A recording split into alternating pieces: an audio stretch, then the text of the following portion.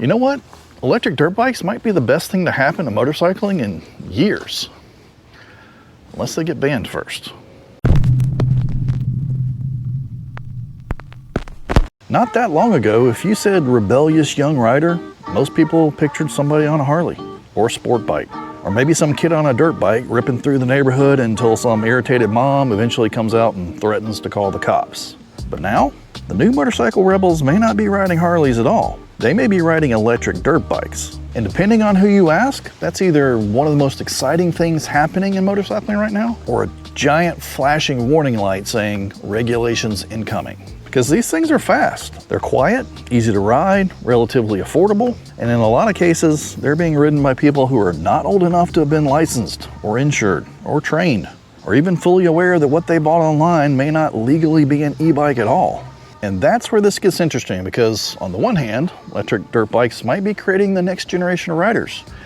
But on the other hand, they may also be creating the next generation of angry council meetings. The Wall Street Journal recently ran a story with a headline that pretty much says it all. The new Rebel motorcycle isn't a Harley, it's an electric dirt bike.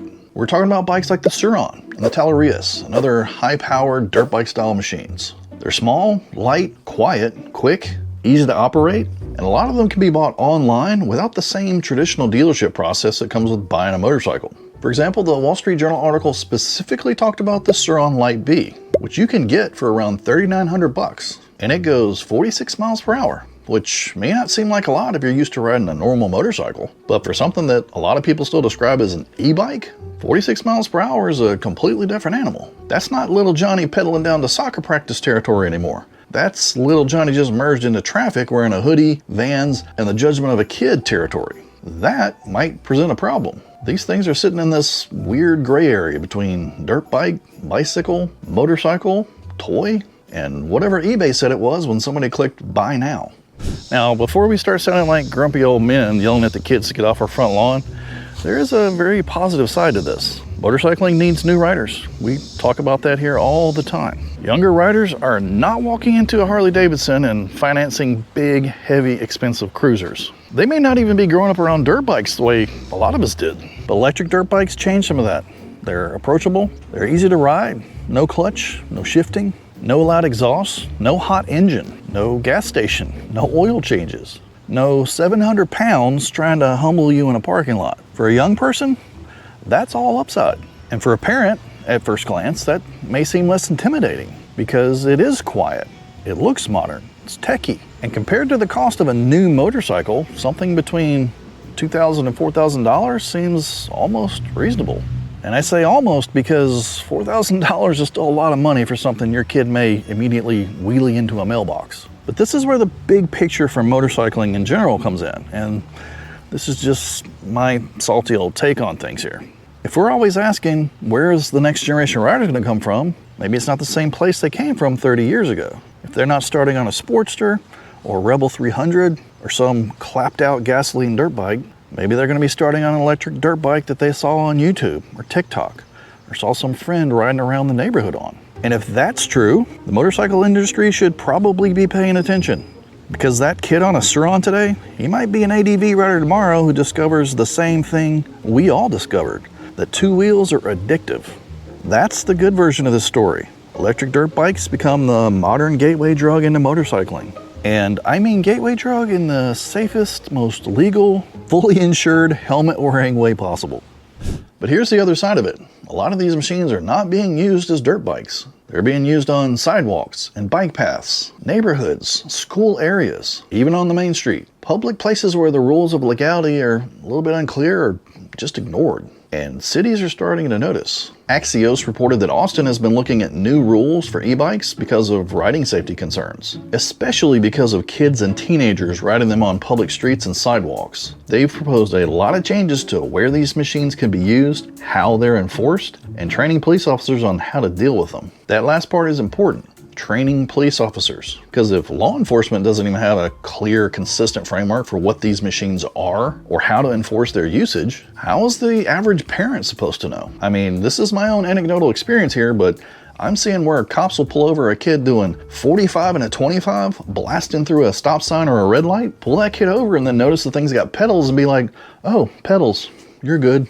Off you go then. It's the pedal loophole. And it's not just Austin. The San Francisco Chronicle has reported that e-motos are becoming a dangerous teen status symbol in the Bay Area, with powerful electronic motorcycles like Surons and Talarias being ridden illegally all over public roads and trails. They also reported on a 12-year-old in Danville who allegedly fled from police on Talaria at speeds in excess of 40 miles per hour. Because of those actions, it led police to say the bike was a motor vehicle, not an e-bike. And then both rider and parents ended up facing serious consequences. And that's the part that makes cities nervous, because if everybody keeps treating these machines like toys, but riding them like motorcycles, eventually the government's gonna treat them like a problem. And once that happens, the hammer doesn't typically come down with precision. It comes down like somebody trying to kill a spider by dropping a cinder block on it.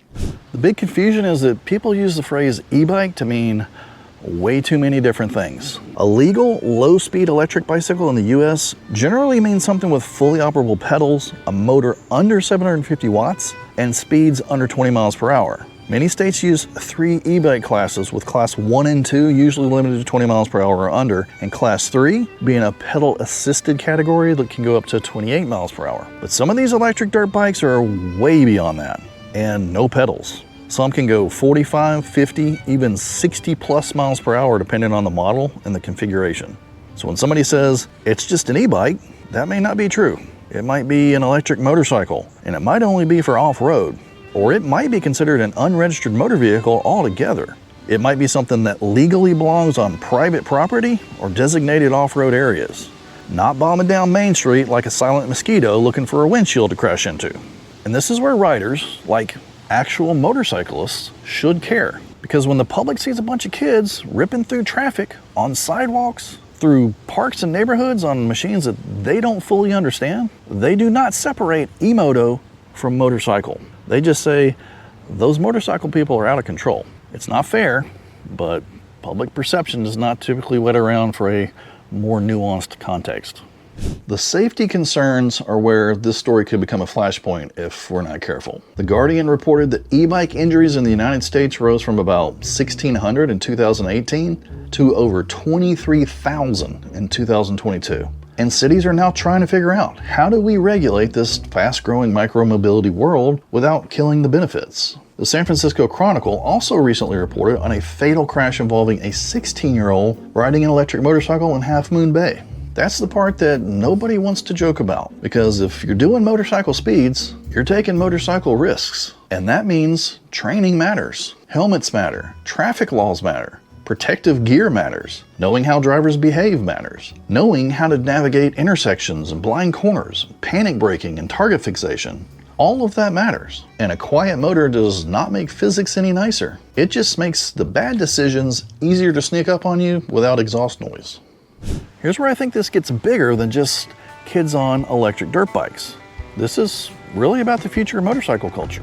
For decades, the rebel motorcycle image belonged to Harley. Then sport bikes had their moment. Dirt bikes and motocross had theirs. Then ADV riders came along and said, you know what, we'll take it from here. And now, electric dirt bikes are creating a whole new little subculture. They're not loud or chromed out or smell like gasoline and hot oil, but they do create the same core feeling of speed, independence, freedom, and the ability to go places in a way that feels completely different from being in a car. The machine may have changed, but that emotional hook is still very familiar. Young riders are not necessarily rejecting motorcycling. They're just finding a different doorway into it. And that should be exciting. The motorcycle industry has spent years trying to figure out how to appeal to younger riders. Well, here they are. They're riding. They're interested in two wheels. They're watching videos. They're modifying their bikes. They're getting obsessed. This is the good news. The bad news is a lot of them are doing it in places and in ways that could get the whole thing cracked down upon. The phrase teen takeover has recently become associated with a whole lot of bad. So the future of this segment may depend on how the industry and riders and parents and regulators can figure out how to separate the responsible riding from all the chaos. I do not think that the answer is just ban everything. That's usually the laziest possible solution, and it punishes the responsible people along with the idiots. But I also don't think that the answer is just let everybody keep doing whatever they want, because that's how you end up with 12-year-olds running from the police. Sometimes after they just beat the shit out of somebody in a peer-induced frenzy. There needs to be a clearer line. If it's a legal e-bike, label it clearly. If it's an off-road electric motorcycle, call it that. If it needs registration, licensing, insurance, DOT equipment, or age restrictions, make sure that's super obvious before the purchase, not after the kid gets hurt and a parent gets arrested. And maybe the motorcycle industry should lean into this more responsibly. Imagine if there were youth e-moto programs out there, beginner training, dealer education and classes, parent education, entry-level electric dirt bike events, safe practice areas, maybe even a clearly defined path from going from small e-motos into dual sports to ADVs to street motorcycles. Because if the industry ignores this, the regulators are going to define it for them. And riders usually do not like the version of fun that gets defined in a governmental committee meeting. So are electric dirt bikes the future of motorcycling? Maybe not all of it, but they certainly are one of the more interesting entry points that we've seen in a long time. They're getting young people excited about being on two wheels again, and they're affordable compared to new motorcycles. They're easy to ride, they're modern, and they're quiet enough to not make the neighbors hate you immediately. But they are fast enough to be dangerous, and confusing enough to be legally messy, and popular enough that cities are starting to pay attention. So the way I see it, this could go one of two ways. Electric dirt bikes could become the new gateway into motorcycling, the thing that brings younger riders into the culture and keeps two wheels alive for the next generation. Or they could become the next thing that everybody complains about until politicians start banning them or regulating them into the ground. So what do you think? Are electric dirt bikes going to be good for the future of motorcycling? Or are they about to ruin it for everybody? Let me know what you think down in the comments.